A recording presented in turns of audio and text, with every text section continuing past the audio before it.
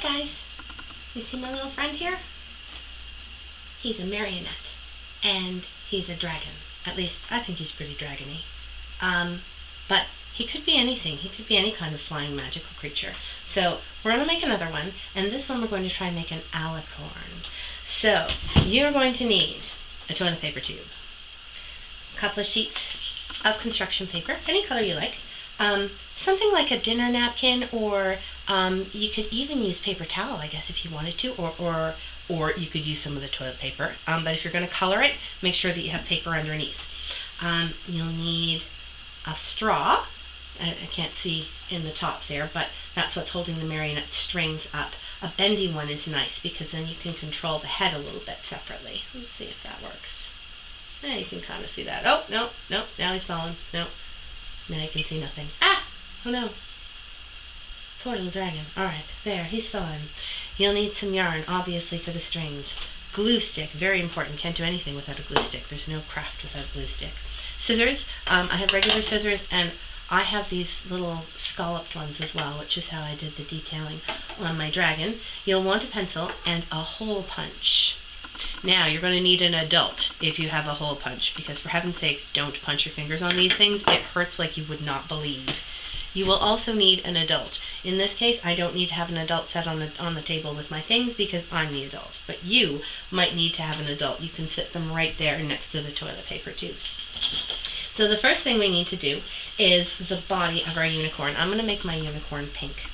So you take your toilet paper tube and you lay it on your paper, and you want your paper to be just a little bit longer than toilet paper tube. So I'm going to take my pencil here, and I'm just going to mark out there. There, that's a little bit longer. And then you probably have something convenient like a ruler at home. I don't have something like that handy, so I'm just going to use the edge of my other piece of paper. But this is to give you an idea. It doesn't need to be very precise, you see. You can just draw a vague line because that's where you're cutting. And it doesn't even matter if your line shows, because that's going to be covered up on the inside. So now we have this piece of paper. We're going to take our toilet paper tube. When I did the dragon, he's got the spikes on the back. I wrapped it so that the paper came up and stuck up like that. Now for my alicorn, I'm not going to do that because I want the back to be smooth. So this one I'm going to wrap around, and then I'm going to cut so that it just overlaps on the bottom about here. So let's see, how long is that? Go to there. I'll make another little mark and cut that. Just like so. So now take our glue, lots of glue, and glue all over this piece of paper. Oh, see? I've been so enthusiastic with the glue that now the dogs are coming knocking on the door. Well, he's barking inside the door, but no one is knocking on the door. It's just me. But that's okay. You can be enthusiastic with your glue stick sometimes. Okay, so now you wrap this around, and you're going to line it up so that it goes all the way around, and it covers up. And now it's not a toilet paper tube anymore. Now it's a pink body. And you're probably wondering, maybe you're wondering, why I keep saying alicorn instead of unicorn or Pegasus. And the thing is that a Pegasus with a unicorn horn, or a unicorn with Pegasus wings, is called an alicorn. So, you've learned something new today. So now we have our body. The next thing we're going to need is legs. So, I'm going to make the legs the same color as the body. You can do them differently if you want. You take this piece of paper here, we're going to fold it in half. Okay, we're going to fold it in half this way. This is what's left over from when we cut the body piece. We're going to fold that in half as precisely as we can. And then we're going to cut pieces for our legs. Now, they don't want to be too wide, I don't think. Probably about like that. You can just free cut that.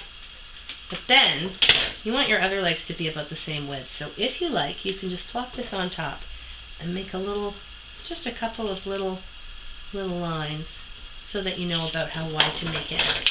And then you can cut it so that's the same. Because otherwise, your beast will have legs that are all different widths, which can be cute too. It's a monster after all, in some cases. So, Now we're just going to take these and cut them, and you see we have 4 of them. So, line them all up together. Now do this with your 4 together first. Line them all up together, and you're going to fold them like as if you're folding a paper fan, what we call the accordion pleat. So you fold over once, and then you flip it over, and you fold it the other way back again. Now just do this like a couple of times with them all 4 together, and then separate them out so that you can do them one by one. But now you see you've got a template, so they'll all be about the same. So you want to fold, keeping your folds about the same size.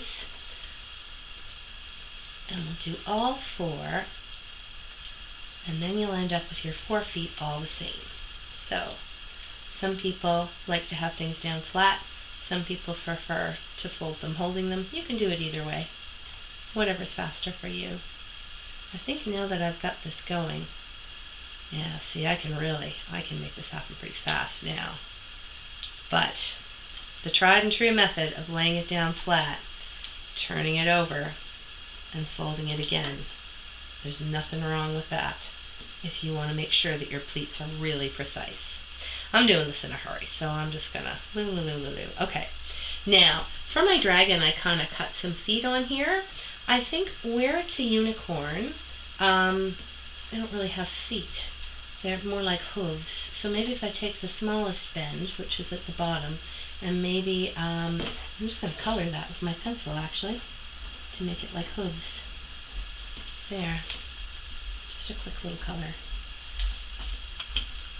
You will probably want to take more time, but I'm just thinking of this now. I'm thinking, yeah, I like something like hooves. And you really should do it before you stick them on, because once they're stick on, it's very, very fiddly to try and work at them. Now don't worry if when you're doing something like this your bends get squished out a bit. You can just put those pleats right back in. You can see where they are because you bent them pretty firmly. So then here, let's fold that all right back up again like a little package. Okay. Now my dragon, I put the legs a little bit to the side because he seems sort of alligatory, but I think that for something unicornish, we want to have the feet closer to the bottom and probably going like straight down instead of off to the side. So that's why I'm going to put these on. Get your glue stick back out again, and there's nothing wrong with just get that right on there. I like the purple stuff because you can see that it's on there. But so, and this one, see, there's the bottom. We can see the seam. So I'm going to plunk that right there, and then if I fold it up well, there goes the lid. Squash that right on there. There, and then once it's dry, yeah, that'll work well. Okay, so here's another one that needs to go right here. Bunch more glue. Squish, squish, squish. And that goes on here. And then we're going to do the same for the back. And again, you might need to just squish the pleats back in. Don't get impatient with them. You're a craftsman, a craftsperson. And so you take the time. Now, do these go this way or the other way? I think they go this way. I'm trying to figure out which way the pleats go. I think it's like that. So, now don't play too aggressively with it at this stage or you will have limbs falling off all over the place. Okay. There. So, now while the glue is drying on that, we'll just stretch our little guy out here. We are going to make our head and our wings. So, for the neck, I'm going to take our piece here and do a little bit wider than we did for the legs. And I feel like an alicorn is a little bit more majestic and taller than a dragon, so I'm going to make that a little bit longer than I did for him. And we're going to stick this on the top, obviously opposite to the legs. Now, which way do I want this to go? Because I didn't make my pleats exact. I want it to go that way. Okay. The little decisions that you make on the fly when you're crafting. You put things on, you go, does it look better this way or does it look better that way? So, it's going to be right on top of the legs because otherwise we'll have a very strange lopsided creature. Okay. Let's stick that on there. What do we need next? What's that you say? Wings? You're right, we do need wings. I don't think I'm going to do pink wings. I think that I'm going to do yellow wings because then they'll look sort of golden. If you're doing it from the same color, you just do it from your piece of paper that you have left over that's folded in half. You will probably want a grown-up to help you with this part. So always start with a piece of paper that's folded in half so that when you're cutting your pieces, they're exactly the same. So they look the same on both sides. So I find it's also helpful if you start from an edge and make an edge part of your design. So these are more like bird wings. So we're going to do a curve that goes up, and then kind of a swoosh, right? And then we take this swoosh and come down, and then we'll just have a little bit on the edge here that can fold up. Now that doesn't look amazingly wingy now, but just you wait. Just you wait. So we're going to fold these down. I like to hold them like this and fold them out so that the fold is about the same on both sides. Just a little easier. So I'm going to fold them down. Now I want to put these wings on. Ho ho! Okay, whoops, wrong way. I guess they should probably be at the right end with the unicorn's head. Or what will be the unicorn's head? Well, it's not a unicorn yet. It's not even a Pegasus yet. Now it's a Pegasus. There's a wing, and there's a wing. Oh yeah, fancy. Oops, I guess we should have them lined up about the same. I'll fold these down a little bit so it's a little more like she's gliding. Okay, this should be stuck enough now that I can fold this up, which I can. Okay. So there's our neck. Now we need a head on the front there. You can see it's starting to come together. So, for our head, same thing. We're just going to have a bend. So we'll cut a piece like so. Fold it in half. And then we're probably going to want to put, I put little eyes on my, my dragon here, but we'll probably want to have ears for the horse-type creature. So I'm going to cut a couple of triangles and fold them like so to make some ears. So, yeah, there we go. Alright, so we'll just stick a little glue on that.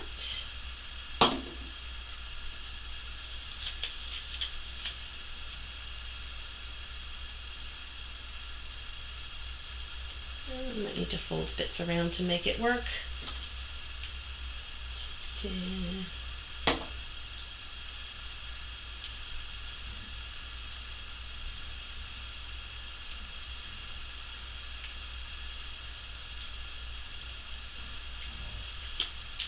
Okay. Now parents, at this point, grab your hole punch, because you're going to be punching a hole right through the top of your little beastie's head. And that is where a string goes. There we go. And right below that is where our horn will go. I don't think I glued the horn well enough. Well, we'll see. So there's the ears. Now, I think I'm going to make the horn golden to go with the wings. So, and it's simple enough. You just cut a long triangle and fold down the bottom. And then we just need a bit of glue, and that's going to go on there. So we'll just... Oh, we don't want that on the horn. We want that on the base of the horn. There we go. And then we'll stick that just right below that hole. Perfecto. There. And then we just need to stick this on. We'll need... Now let's take a peek. Where I want that to go. A little more up, right? A little more like that? Yeah, I think so. So we're going to put our larger bit of glue on here. Like I say, crafting. See how it goes. And make your decisions from there. So we'll attach this on here. Just fold that back a little. There we go. Now, getting closer, but something is missing. What's missing? Well, our unicorn needs a tail and a mane. So, I'm going to take, I'm using a napkin because a napkin is what I have. And we're just going to tear some little bits. Okay, so, let's just tear some little bits along like this. And let's twist this up. And this is going to be my mane. So I'm going to need schmoop a bunch of glue on that. Schmoop. Don't forget you're going to need to wash your hands after this. And then we can put this right down the back here. So we've got a bit of mane happening there. And then we need a tail. So let's take a long piece of the tail. And we'll cut, just tear a few little strips to make it a little floofier. And then this top bit, I think we can sort of roll up to make it poof more. And a little bit of glue.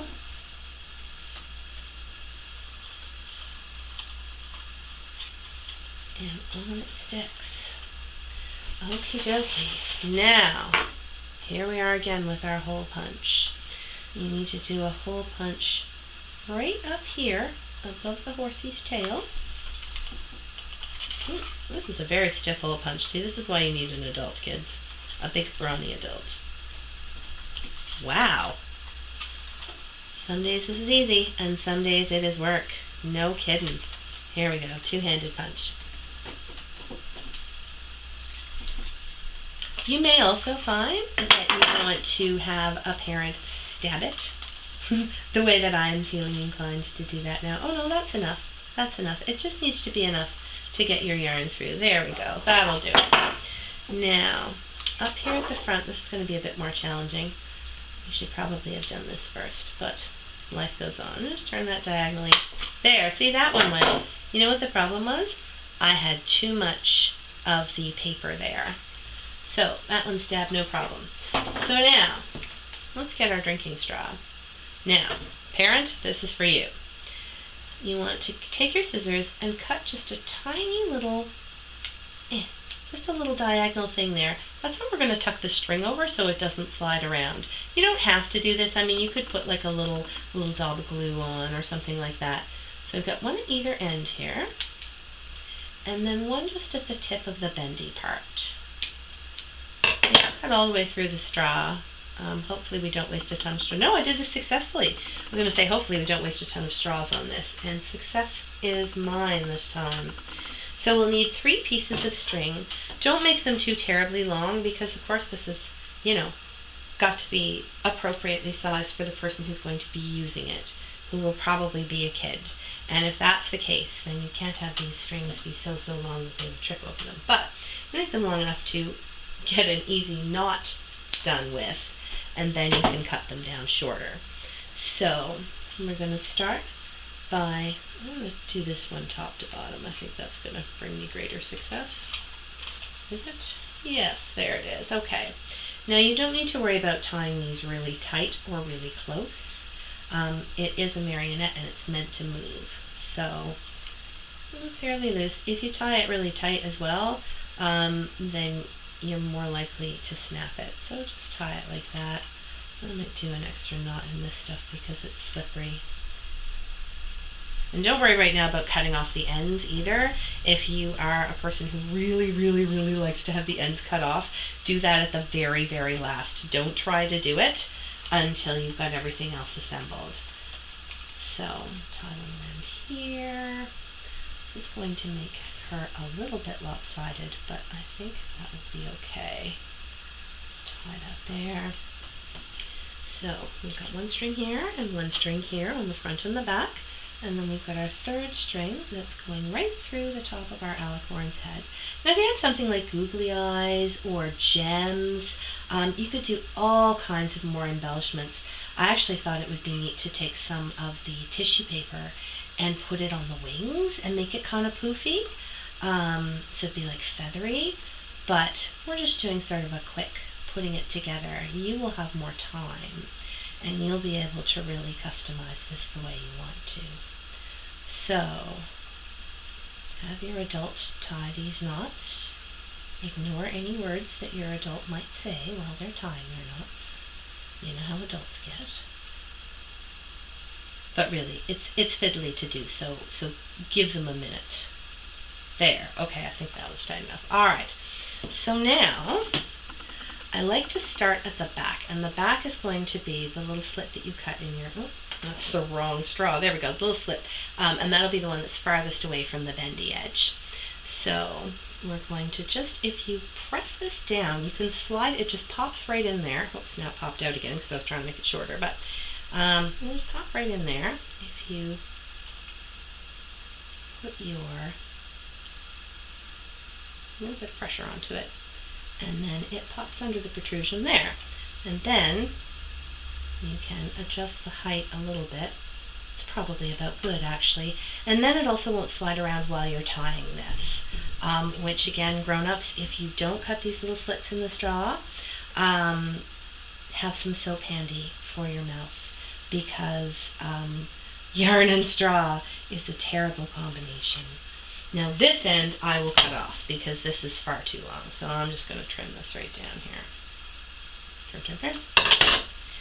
And then our middle one.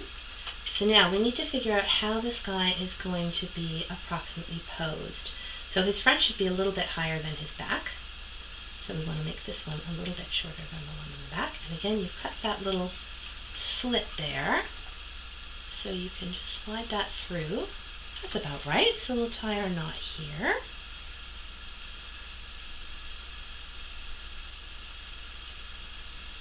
And again, because I have got the yarn secured on the straw, I don't need to worry about it sliding around and being in the wrong spot or too long or too short or anything else.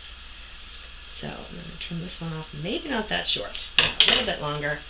And then the final one, now this is the top of the head, and you want this to be even a little shorter still, but the beauty part is that once we've got this in here, let's just pop the string in here. There, oh, I thought I had it. There it goes, alright. Now, don't make it too short, because you want your beast to be able to lower their head. But then you should be able to bend the straw up so that they can raise their head a bit. Okay, I think that's about right. So now we'll just tie this off. More knots.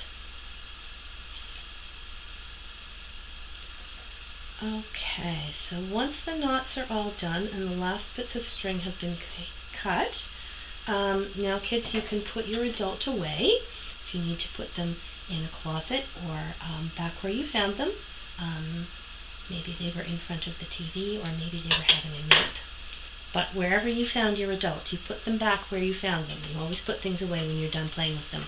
So now that we have our alicorn here, we just need to bend these feet down a little bit so you can get the full effect, because this poor gal's been lying down. So, oh, that one's stuck a little bit. There we go. I actually like the, oh, this is really magical looking. This is great. This turned out so much better than I thought. Whee! So here we have, and if you wanted to, I suppose you could do something similar. You could do a lion and have a lion and a unicorn fighting for the ground. Now your alicorn and your dragon can do battle. I think they turned out really well. This was a fun craft. I hope it was fun for you too.